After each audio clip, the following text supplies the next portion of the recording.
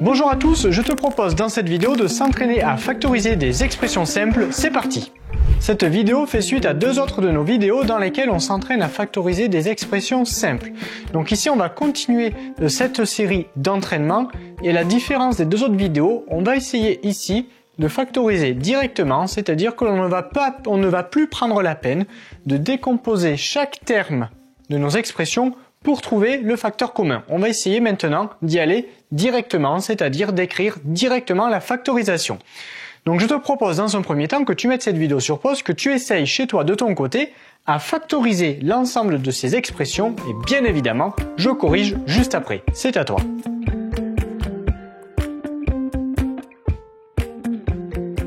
Place à la correction, vérifie que tu n'as pas fait d'erreur. On commence de suite avec la première expression ici. Alors ce que l'on va faire, c'est au préalable à chaque fois, écrire le squelette de la forme factorisée. Comme ici j'ai un signe plus entre mes deux termes, et bien ce signe plus, on sait qu'on va le retrouver ici. Ok. Moi quand je factorise, dans un premier temps, je regarde la question de la lettre. Puisqu'ici on travaille avec du calcul littéral, c'est-à-dire du calcul qui fait intervenir des lettres. Ici j'ai un facteur x, ici je n'en ai pas. Par conséquent, il ne va pas être possible ici de factoriser par x. Du coup, ce facteur x, je vais forcément le retrouver ici, puisque je ne peux pas factoriser ici par x. Donc le facteur x, je vais le retrouver ici. Et comme ici je n'en ai pas, eh bien je n'écris rien ici pour le moment. Regardons à présent les nombres. Donc il faut qu'on cherche le plus grand facteur commun. Ici j'ai 6 et ici j'ai 12. 12, je m'aperçois rapidement que c'est donc 6 fois 2. Donc là, un facteur commun entre mes deux termes, ça va donc être le facteur 6. Donc je sais que je vais pouvoir factoriser cette expression-là par 6. Donc mon facteur commun, ça va donc être 6. Maintenant, on va essayer de voir par quoi on va compléter ici. Bien ici, comme j'ai consommé ici ce facteur x qui constitue ici mon facteur commun, il me reste que le facteur x que l'on avait déjà écrit ici. Donc finalement, je n'ai pas besoin de compléter par autre chose ici. Par contre, le 12, on l'a donc décomposé en 6 fois 2. Le 6, c'est donc le facteur commun, donc il est déjà consommé, entre guillemets, ce facteur. Reste encore un facteur 2 que l'on doit donc écrire ici. Et voilà la forme factorisée de cette expression. Allez, on continue avec celle-ci juste en dessous. Donc toujours pareil, on va préparer à l'avance le squelette de la factorisation. Et ici, j'ai le signe moins. Donc je complète directement avec le signe moins. On regarde les lettres. Ici, je n'ai pas de lettres, j'ai juste un nombre entier. Et ici, j'ai le facteur A, j'ai une lettre A. Donc on ne va pas pouvoir factoriser ici par A, parce que je ne l'ai qu'ici le facteur A. Donc par conséquent, ce facteur A, eh bien nécessairement, je vais le retrouver ici. Ok. Maintenant, on regarde les nombres. Ici, j'ai 7 et ici, j'ai 7. Bien, ça tombe bien, on a de suite la réponse concernant le facteur commun. En l'occurrence, le facteur commun ici, c'est 7. Ok. Reste à compléter ici ce qui manque. Bien, ici, je viens de consommer ce facteur 7, puisque c'est donc notre facteur commun. Mais attention, ici, qu'est-ce qu'il me reste? Je ne peux pas laisser un vide ici. Il faut juste se souvenir, eh bien, dans ces cas-là, que 7, eh bien, c'est comme 1 fois 7. Donc finalement, le facteur 7 ici, il arrive ici parce que c'est le facteur commun. Et qu'est-ce qu'il reste? Eh bien, il reste le facteur 1 que je complète donc ici. Et ici, je n'ai pas besoin d'écrire le facteur 1 parce qu'il y a déjà quelque chose ici, en l'occurrence, le A, la lettre A. Donc ici, comme il n'y a pas de vide, ici, il reste bien un facteur A. La subtilité, elle est ici, c'est que lorsqu'il y a, entre guillemets, plus de facteurs, parce qu'ici, au début, on n'avait que le 7, bien comme ce 7, il devient facteur commun, on pourrait penser qu'il n'y a plus de facteur ici. Dans ce cas-là, cela signifie que le facteur qui est sous-entendu, c'est le facteur 1. C'est pour ça qu'on complète ici par 1. Ici, il n'y avait pas besoin, parce que dès lors que je consommais le facteur 7 pour mon facteur commun, il me restait quand même le facteur A, que je complète donc ici. Ok. Ce qui permet donc de ne pas avoir de vide. Donc voilà, là on a terminé, c'est la forme factorisée de cette expression. On continue ici. Toujours pareil, le squelette. Ici, le signe moins. On regarde les x. Ici, j'ai deux facteurs x et ici, j'en ai un. Donc, je vais pouvoir factoriser par un seul facteur x. Donc ici, je vais pouvoir factoriser par un facteur x. qu'est-ce qu'il va donc me rester parmi les facteurs x? Eh bien ici j'en consomme un pour mon facteur commun, donc il m'en reste encore un, que j'écris donc ici, ok.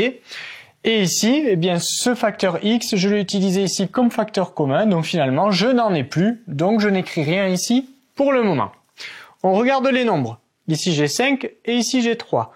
Eh bien 5 et 3, ce ne sont pas des facteurs communs, je ne peux pas les décomposer davantage, ces deux nombres, parce que ce sont des nombres premiers.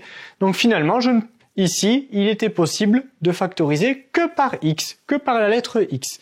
Par conséquent, le 5, il faut que je l'écrive quand même ici, parce que le facteur 5, il faut que je le retrouve ici. Et le facteur 3, je dois donc le compléter ici.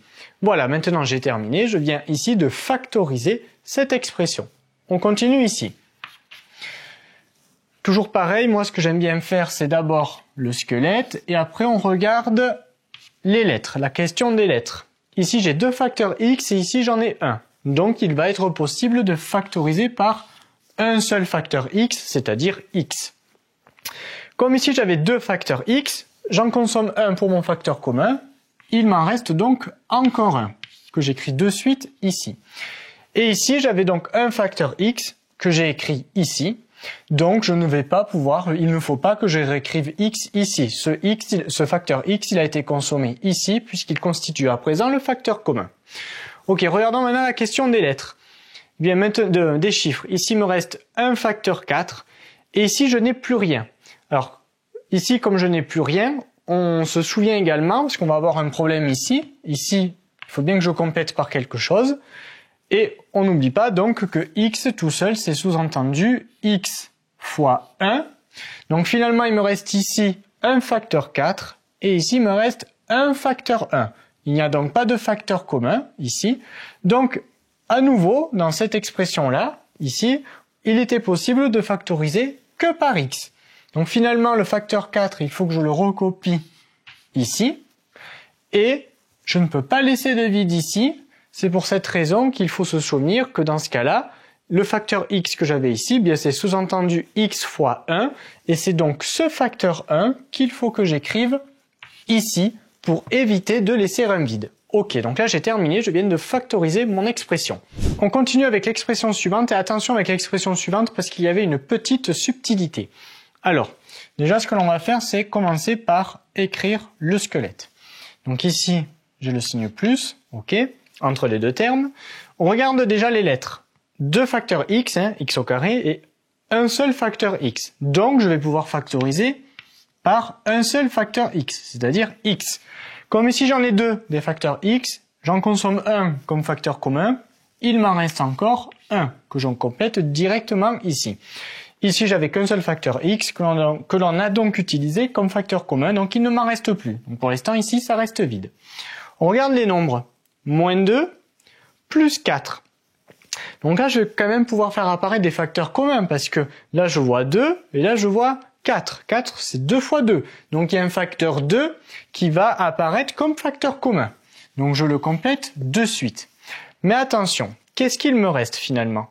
Ici, j'ai donc consommé mon facteur 2, ok, un facteur x, donc on avait complété ici, mais ici devant le facteur 2 j'avais un signe moins, et le signe moins c'est un peu sous-entendu, enfin c'est pas un peu, c'est sous-entendu moins 1, donc finalement c'est comme si j'avais moins 1 fois plus 2 fois x fois x. Alors je fais exprès de le décomposer comme ça, le début ici, pour te montrer que finalement, ici, qu'est-ce qu'il reste? Eh bien, j'ai consommé le facteur 2 ici, le facteur x, un facteur x ici, donc j'ai 2x qui partent ici comme facteur commun, reste un facteur x que j'ai complété ici, mais il reste également ce moins, c'est-à-dire ce moins 1. Donc finalement, il me restait le facteur moins 1 et un facteur x, moins 1 fois x, moins x. Donc il fallait retrouver ce signe moins ici. Ok, donc bien faire attention ici lorsque l'on factorise. Alors, on va revenir pour compléter ici. Donc le 4, bien, on se souvient qu'on avait décomposé en 2 fois 2. Comme ça, on avait un facteur 2 que l'on mettait ici, qui apparaissait ici comme facteur commun. Mais il me reste encore un facteur 2 que je complète donc ici. Voilà. Donc cette fois c'est terminé. On vient là de trouver la forme factorisée de cette expression. On continue avec l'expression suivante ici. Donc comme à chaque fois, on va écrire en premier le squelette. Là j'ai le signe moins. Donc là on n'a pas de nombre, on n'a que des x. Donc là j'ai 3 facteurs x et ici j'ai 2 facteurs x. Donc il va être possible de factoriser par x au carré, c'est-à-dire 2 facteurs x. Qu'est-ce qu'il reste? Ici j'ai donc consommé 2 facteurs x pour mon facteur commun. Il reste encore un facteur x, donc je complète par x ici. Et ici, j'ai consommé mes 2 facteurs x pour mon facteur commun. Mais là, il faut bien que je complète par quelque chose. Et c'est là qu'il faut se souvenir que quand il n'y a plus rien, c'est sous-entendu qu'il reste 1. Parce que x au carré, c'est la même chose que x au carré fois 1. Donc ici, il fallait compléter par 1. Maintenant, si on n'est pas sûr, on peut redévelopper pour voir si on retombe sur la forme développée. X au carré fois x au cube. OK. Moins x au carré fois 1, eh bien x au carré. Donc on retombe bien sur l'expression développée. Ok, on continue ici. Donc le squelette, ici j'ai un signe plus, donc je complète directement par un signe plus. Les lettres, là j'ai un x, facteur x, et là j'ai un facteur y. Donc ce n'est pas des facteurs communs. Donc comme il n'y a pas de facteur commun là parmi les lettres, on va donc les retrouver à l'intérieur des parenthèses. Donc je peux les réécrire directement. Les nombres, 16, et 4. Donc là, on se rend bien compte que le facteur commun, ça va être 4. Donc 16, je vais le diviser, oui, par 4. Je vais le décomposer en 4 fois 4. Par conséquent, le facteur commun ici, c'est 4. 16, c'est 4 fois 4. Il y a un facteur 4 qui est utilisé comme facteur commun, mais il me reste encore un facteur 4 que je complète ici. Et ici, mon facteur 4, il a été consommé comme facteur commun. Donc, je n'ai pas besoin de faire autre chose. Et ici, je n'ai pas besoin de compléter par un 1 parce que j'ai déjà quelque chose, en l'occurrence la lettre Y. Donc voilà, maintenant c'est terminé. Je viens de trouver la forme factorisée de cette expression. Et on termine ici. Donc lui, il fallait faire un petit peu attention pour pas se tromper. Donc le squelette. On va faire directement le squelette. Et là, j'avais le signe moins entre les deux. On va regarder les lettres. Et là, on va d'abord commencer avec les Y. J'ai un facteur Y et 2 facteurs y. Donc je vais pouvoir compléter par un facteur y. Comme ici, je consomme mon facteur y pour le facteur commun, eh bien il n'y a pas de facteur y qui va apparaître ici. Donc pour l'instant, je fais rien. Par contre ici, j'avais 2 facteurs y, j'en utilise un pour mon facteur commun, mais il m'en reste encore un, qu'il faut donc que je réécrive ici. Ok. Les x, c'est un peu la même histoire. Ici, j'ai 2 facteurs x, et ici, j'en ai un. Donc, il va être possible de factoriser par un facteur x. OK. Donc, maintenant, je regarde. Ici, j'ai consommé donc un facteur x pour mon facteur commun, mais il m'en reste encore un, parce qu'ici, j'en avais 2. Donc, ici, je vais compléter par un facteur x. Et ici, j'avais donc un facteur x que j'ai consommé pour mon facteur commun, donc pas besoin ici d'écrire, il n'y a pas de facteur x qui apparaît ici. OK pour les lettres. On regarde les nombres. 18, 6.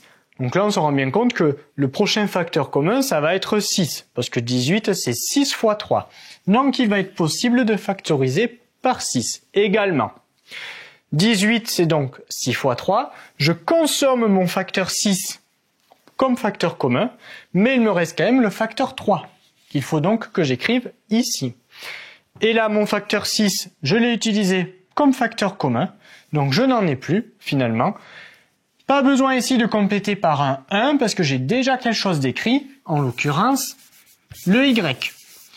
Donc finalement, il a été possible de factoriser notre expression de départ, ici, par 6xy, et donc la forme factorisée de cette expression de départ, c'est 6xy facteur 2, 3x moins y.